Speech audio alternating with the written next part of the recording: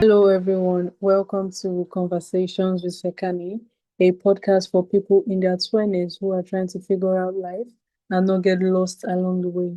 Today's guest is Dr. Michael Wright, a Christian leadership expert, executive coach, and speaker who helps leaders align faith, purpose, and strategy to create lasting impact. With decades of experience across ministry, nonprofit, and organizational leadership, Michael equips pastors, professionals, and emerging leaders to lead with clarity, integrity, and effectiveness without compromising their biblical values. He's the host of Kingdom Conversations on Kingdom Purpose TV, where he explores faith driven leadership and cultural engagement through thoughtful, practical discussions. His work focuses on developing purpose-driven leaders, building healthy leadership systems, and helping organizations thrive while staying rooted in faith. Dr. Michael, welcome to Conversations with Sekani. It's a pleasure to have you here. Thanks for having me. It's a pleasure to be here. All right, so I want us to start from the beginning, faith and leadership. A lot of young professionals, they struggle to integrate faith with ambition. So how do you lead boldly without compromising your beliefs? I think, and one of the things I tell a lot of people that are of faith and they're in a leadership position is, and I use the example of Jesus, right? I mean, he started out by himself basically, and Mm, then he picked 12 people to follow him. mm, And he taught them, he trained them, he nurtured them, he corrected them. And, he has, nobody has had more books, poems, movies, you name it, right? Like he's the example that you would want to follow. mm, And I don't ever remember reading a passage where Jesus ever compromised what he stood for. Even, when he tipped over the table at the tax collectors in the temple, or when he corrected Peter, he didn't do it, out of vengeance. He did it out of anger, which I think leaders are allowed to be angry, mm. but you can be a person of integrity and have all kind of ambition. And so to basically make it very short, just and I hate to use the phrase over and over again, Yeah, but just do what Jesus did. mm, He was who he said he was, yeah, and he backed up who he said he was with action. And I think integrity and character is a big part of someone that is of faith. mm. And if you can lead ambitiously and boldly and not compromise your integrity or your character, I think that goes a long way. Okay, wow. You're actually very right because Jesus was a leader. Like you said, he had followers. So being a leader and integrating it with, faith or ambition isn't that much of like a very difficult thing to do as long as you just, do what Jesus said. That would make everything easier, actually. So, Yeah, yeah. and I think as far as ambition goes, right, Mm, it depends on, and I think people that have ambition or let's say a big vision that they want to accomplish for their organization, mm, there's two different ways to go about it. You can do it the honest, ethical way, mm, or you can cut corners and you can lie, you can cheat, you can steal. mm, But I think over time, if you do it with honesty, you do it with integrity, and you never let your compass sway past north, and you know where your moral north is. yeah, It may take you longer to get there, mm, but you get there with a clear conscience. mm, You get there being able to go to sleep at night and saying, okay, I did today the best I could. to honor what I believe in mm, and to honor the creator. And I didn't compromise my faith, mm, and I've actually seen people that have taken shortcuts. They lied to people. They they abused trust in people. They inflated themselves to be more important than what they actually were. mm, And now they're struggling just to get back in the good grace of the community and the people that they alienated. And I mm. think they can do it. I just think it'll take more time, and looking back on it, it's so much wasted energy and effort to do that. Mm. Just do it honestly, do it with integrity, do it with grace, and Exactly. you'll be fine. It may take longer, right? But you'll get there. I think God honors that. I think that's honored more than, lying, cheating, and stealing your way to the top. Exactly. Talking about going to the top, right? We have, purpose versus pressure. And, many people in their 20s, they feel pressure to succeed fast. How can they focus on purpose instead of comparison? I'm glad you brought that up because I think, and I'm not as familiar with the culture in Nigeria as I should be. Okay. And this is actually the third podcast I've been on that's hosted by someone in Nigeria. So I may start to do a little bit of research on it. Yeah. But here in the US, there Mm, is this there is this philosophy that says, you know, everybody defines what it means to be successful. A big house, a lot of money, $1 million in the bank, and mm, you know, 100,000 people following you on social media and all this other stuff. mm, And even in churches, right? Like you have churches here in the US, we have these big churches that are on TV and stuff all the time. And I think that becomes the norm for success. And mm, we start to compare ourselves to other people. And if we don't measure up to them, we don't feel like we're successful. And I kind of went through that a little bit, mm, but then I had to really look at things from a different perspective. I realized one day that, you know what, I have a business,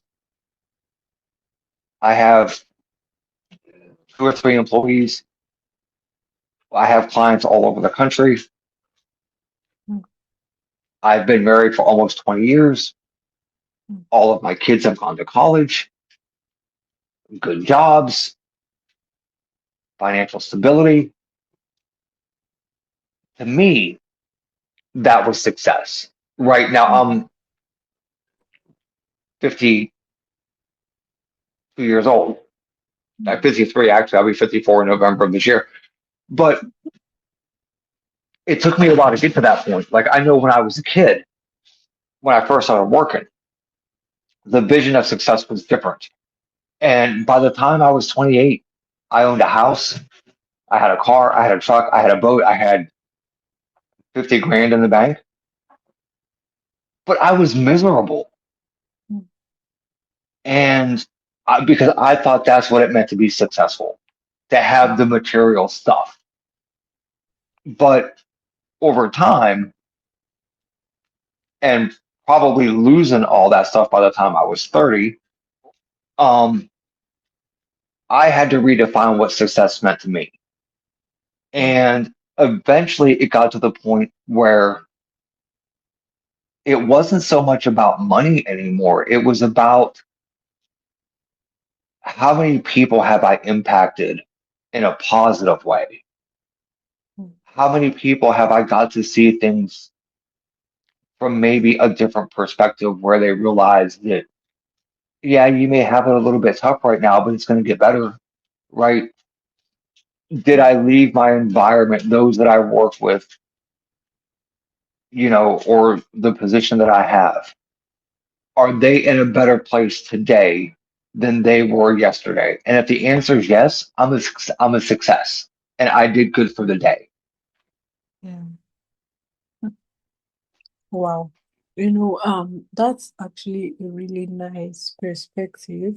And Nigeria, like you said you don't know how the dynamics is in Nigeria. I feel like this is common, like the pressure is common amongst young adults everywhere, both in Africa and in diaspora.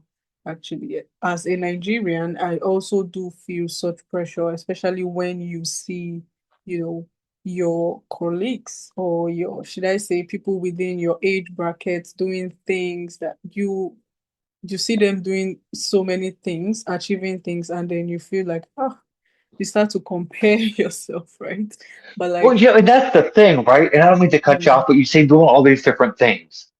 yeah, But how many of those things that they're doing, yeah, how many of those things are producing results?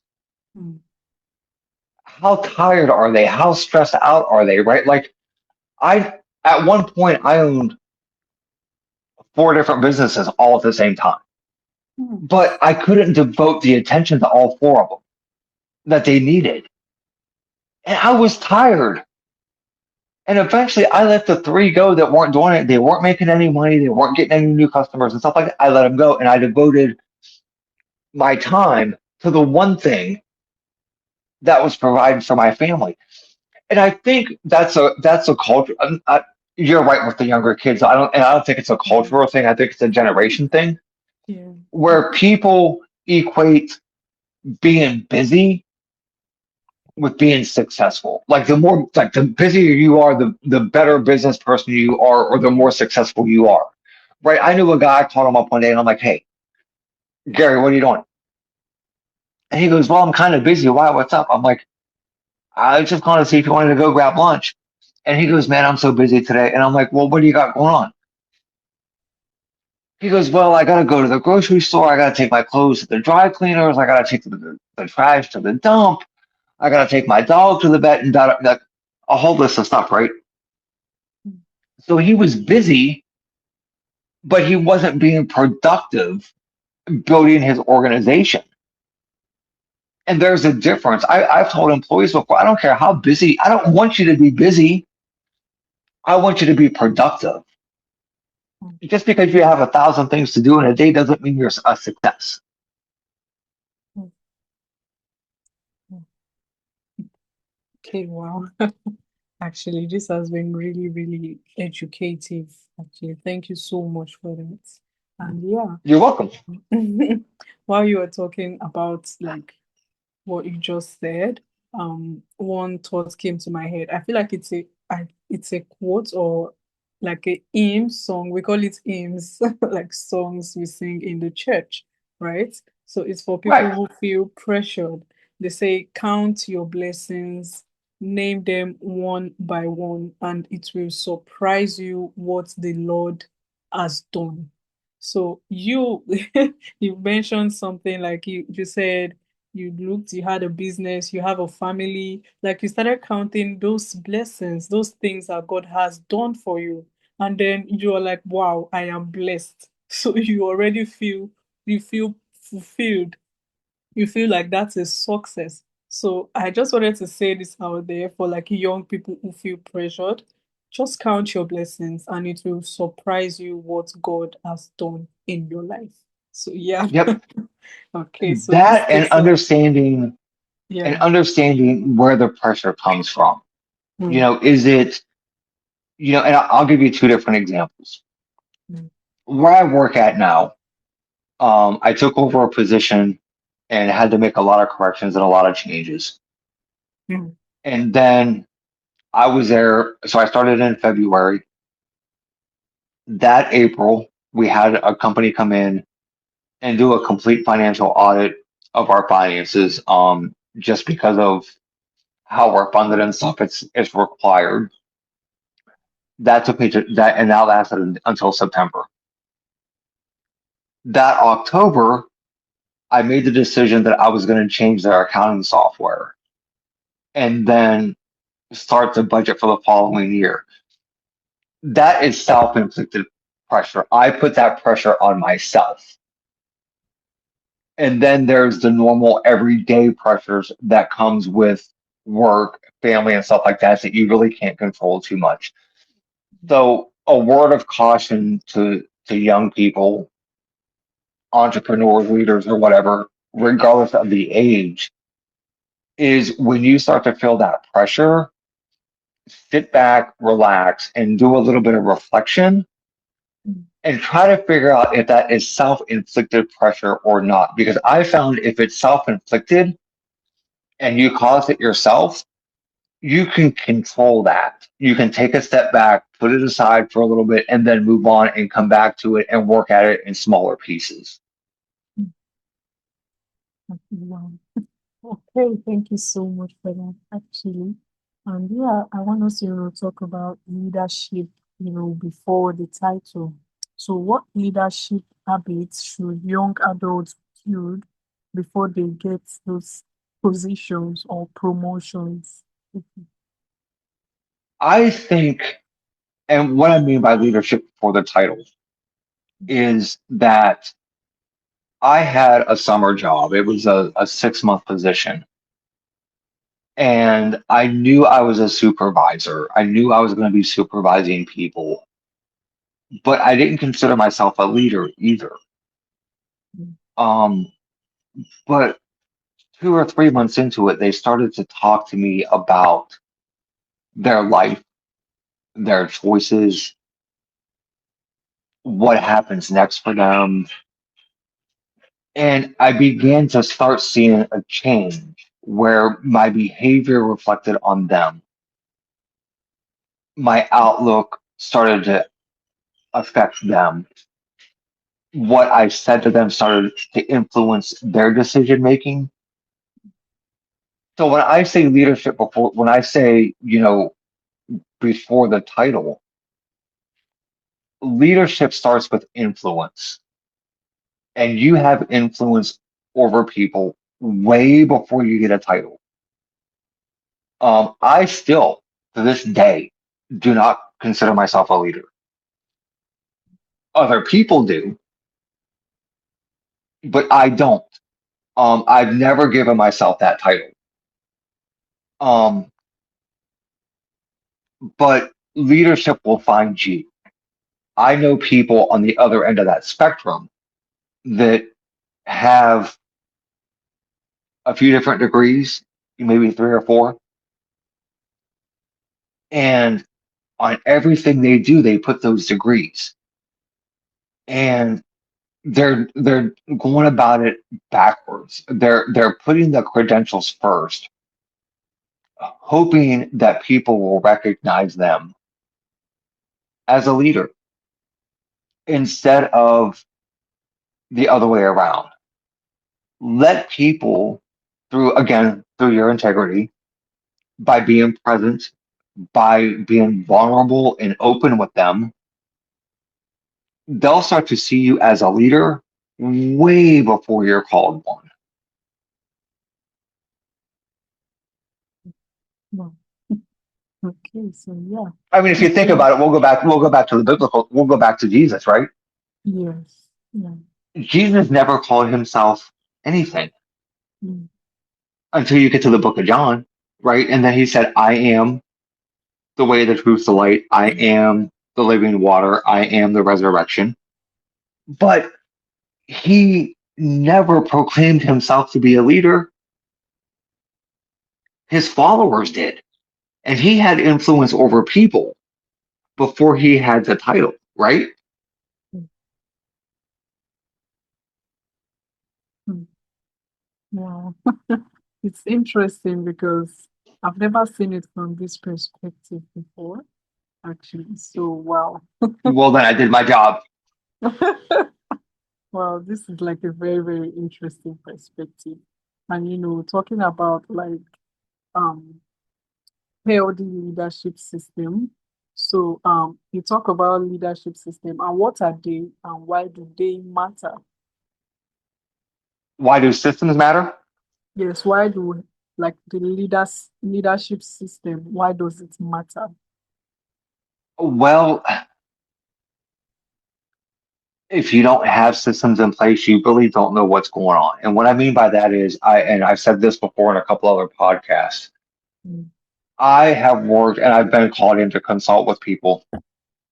They have 4 or 5 different systems going on, right? They have a system for their finances, they have a system for their donors, they have a system for marketing, they have a system for something else. I can't remember what it was. But none of them were connected together. So they didn't understand how everything fit. They couldn't connect the dots that easily because you have 3 or 4 different data points that aren't connected. Um, so there was a lack of clarity there. So we fixed that. They move on. They're good. I've worked with other organizations where they had systems in place and they were connected to each other, but the people that were in charge of keeping those systems up to date didn't know how to use them. And they for sure weren't using them to their fullest capacity. So again, they have systems in place, but they don't know how to use them. If you have a business or a church or a ministry or a non-governmental organization or a nonprofit organization, you are bound to your donors to be good stewards of your finances. If you don't have a way to keep track of that, you don't know. You just don't know. I had a guy call me up, and this was very early on. He was like, "Hey, can you come out to my church? I want to talk to you about something." So, and he was like an hour away, so I drive out there, and he goes, "I'm a little bit embarrassed to say this, but I went to the bank. We are looking to purchase a new building to move our church into." And I'm like, "Okay." And in the back of my mind, I'm thinking, I drove an hour for this. You could have said that over the phone. And he goes, the bank asked for 2 years of financial statements, and I don't know what that is. I'm like, okay, what kind of account? What kind of like financial system are you using? And he brings out this big Tupperware box that is filled with bank statements, bills, and receipts. And I looked at him and I'm like, are you kidding me? Like, that's your system of keeping track of your finances? So I put him on an accounting system, got him all good. And then I had another pastor call me up. We were talking over lunch one day, and he goes, Michael, I need your opinion on some things. And I'm like, okay. And he says, we really don't have, you know, any method of keeping track of our finances at church other than notebooks. What do you think? And I said, well, notebooks are better than nothing, but here's the thing, man. I said, look, if you're, I said, what happens, God forbid, your church catches fire or there's a flood? Paper and water don't mix. The ink's going to run off, and paper and fire for sure don't mix. All your records are going to be gone. Mm. And he goes, let me think about it. And I felt really bad because that was a Friday afternoon. Mm. That Monday, he calls me up and he goes, Michael, you're not going to believe this.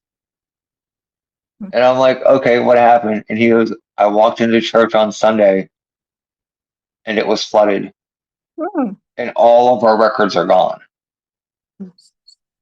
And I'm like, I'm sorry. I mean, I felt so bad, like I caused it to happen, right? Because it was just so close in the conversation. But it was still like, but there's still the other side of it that goes, well, but you learned the hard way, right? I mean, God Mm. forbid anybody else has to learn that lesson. But Mm. it was like 5 years worth of information that was just gone. Mm. So there's a couple different reasons. One, you want to be, you want to make sure you're doing the right thing with your finances, that you're managing them the right way. And you just can't do that without some sort of system put in place. Mm. Right. Wow. Okay, the story you just told me now. I don't know. I'm not supposed to, laugh, right? But it's a bit funny. Yeah, and yeah, I really hope people don't get to learn the hard way, actually. So Oh, yeah, it's funny. I said one time in church, I'm like, it's not funny, haha. So I guess I'll use the word. the irony of life, right? Yeah. The lessons we take with us, so the lessons we remember the most are the ones we learn the hard way, Mm. which is strange because nobody wants to learn the lesson the hard way, but those are the ones we remember. Mm. Wow. That's interesting, actually. Oh, so that's true. Funny enough, that's true. Yeah. Okay. So, this brings us to like my next question, right? Is about clarity and calling, right? How can someone discover their God-given calling? And what if the calling doesn't look impressive or, public? Well, I think so. One of the things I think,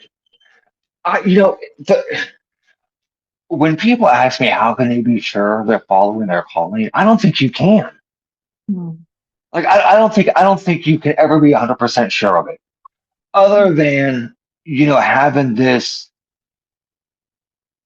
Paul-like experience, right? Because I mean, even Paul doesn't say it outright, but I think it's in Thessalonians or one of the books that he wrote, where mm, he's like, "I know a guy that was brought up into the third heavens," right? I mean, he's talking about himself, but mm, I don't think we ever know for sure, mm, 100% what our calling is, because the only way to know 100% is if God would show us Himself. mm, But I don't think he does. Even like so, and I'll use my business as an example. When I started my consulting business, mm, I'm trying to grow a church. It's not doing anything. My business starts to grow a little bit, and I'm at lunch one day, and me and my wife set aside 3 months worth of rent for the building where we had our church in, and I paid the rent that day. And I'm in the car, and I'm like, okay, God, you know the situation I'm in. I just paid the last $400 we had for rent. I don't know what you want me to do, but show me one way or the other, right? mm, And so we ended up closing down the church, but the revenue with the business increased by three times as much that month. Now for mm, me, it was like, okay, here I am, this young pastor. I'm like, well, okay, so maybe planting a church wasn't the right time or whatever. But so I followed that, mm, and the business keeps growing. And there came a point I told my wife, I'm like, you know what, we've got these clients coming in, didn't really expect them. Now we have to form a business around it. mm, And I'm driving home one day, and I'm like, okay, God, you handed me this business. I think you handed me this business.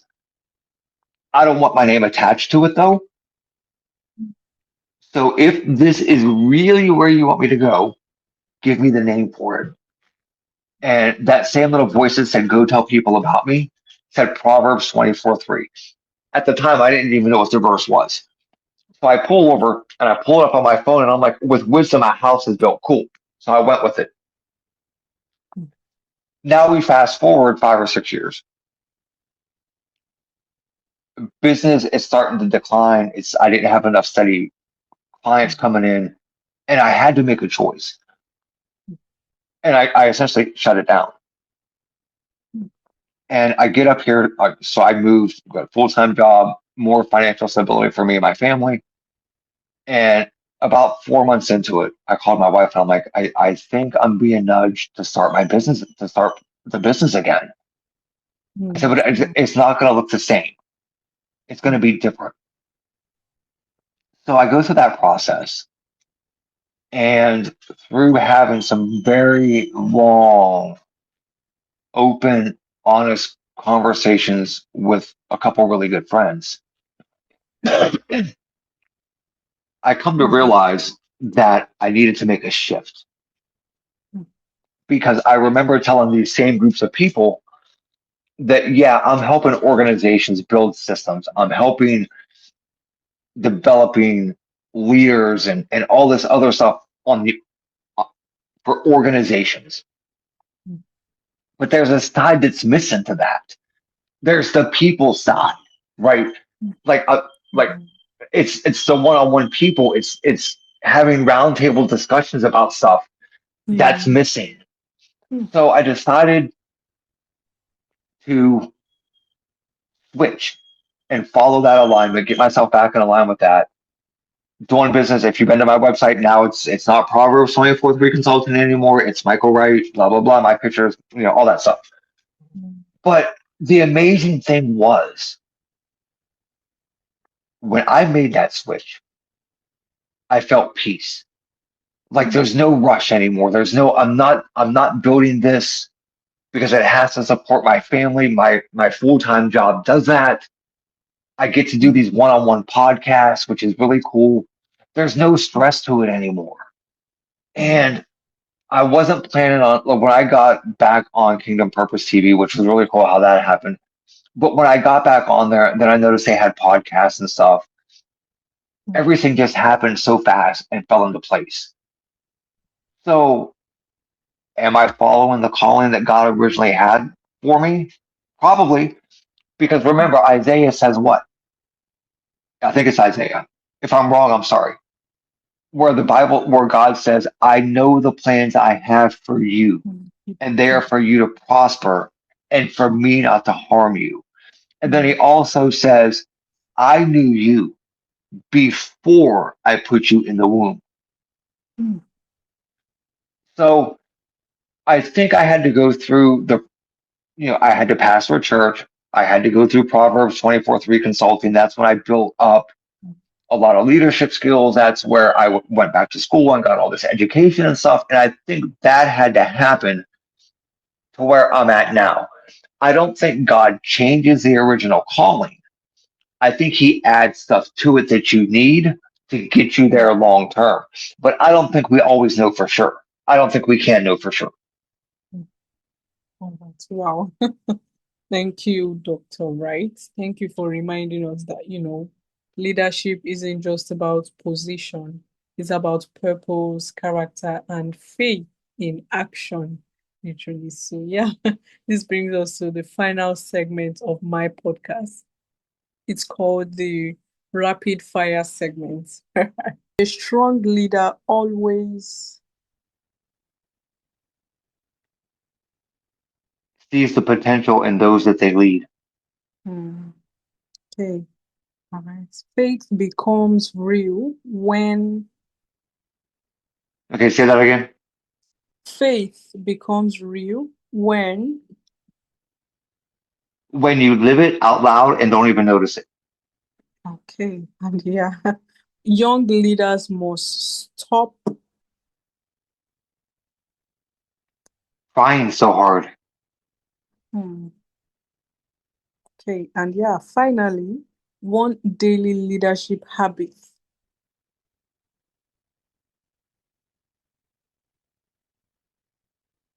Did you say one daily leadership habit? Yes, what's one daily leadership habit? Grace. Wow, Grace. Okay. So yeah, thank you so much, Michael. Where can listeners get to know more about you and what you do? They can get to know me more by going to my website. It's drmwright.com. And I will be honest with you, I took a lot of my podcasts down. They were more organizational and leadership type stuff. I still have a few Mm. of them I can put up there, but I wanted to focus more on the individuals now.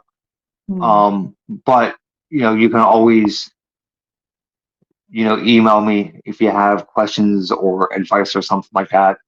I will be putting some more organizational management leader type ship stuff up there. They're just going to be scattered a little bit.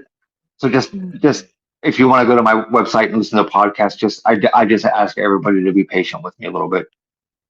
Okay. Noted, actually. Yeah. Thank you so much for this episode. I feel like I've learned a whole lot and my eyes have been opened to a whole new perspective to things, actually. And I hope my listeners would learn from this episode. And yeah, to You know, my I listeners, yeah. I really appreciate that. I've told people before that I don't have the power to change someone's mind. I don't have the power to change someone's heart, but if I can change their perspective just a little bit and it gives them something to think about and improve Mm. on, and they're a better person because of it, then all this other stuff is worth it. So that when you say that, that means a lot to me. You will never know how much. So I appreciate it. Thank you. Oh, thank you for that, actually. And yeah, to my listeners, thanks for tuning in to Conversations with Sekani. If this episode sparked something in you, make sure to share to someone who you think might need this. And also subscribe so you don't miss out on new episode. Thank you, Michael, and do have a wonderful day.